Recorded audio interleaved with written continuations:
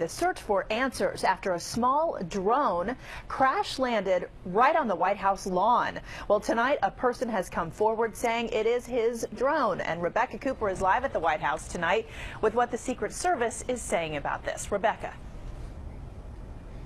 That's right, Allison. Apparently this is a man who is a government employee who was flying the drone for recreational purposes right here in this area.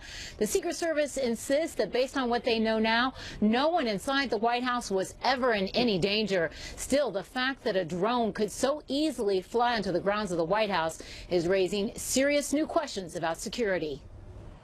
The drone crashed into a tree on the White House lawn just after 3 a.m., prompting an immediate lockdown as both Secret Service and D.C.'s Fire and Rescue Squad 1 responded to the scene, retrieving this drone called a quadcopter, about 2 feet in size.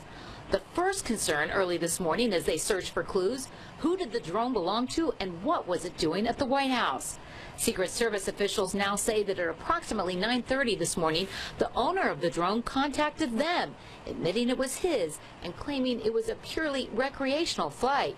He was quickly taken in for questioning as officials traveling with the First Lady and President in India scrambled to respond to new questions about White House security.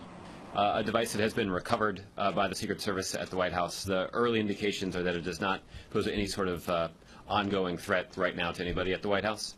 While the President and First Lady are in India, it's believed their 2 daughters, Sasha and Malia, were inside the White House sleeping. Initial reports from law enforcement sources indicate this is the path the drone took, coming across Pennsylvania Avenue before passing over the White House fence, passing the White House, and then crashing on the southeast side of the complex. Brian Wynn is president of the Unmanned Aerial Vehicle Systems Association, the group that represents drone owners and commercial interests in Washington. We want people to fly in places that are safe.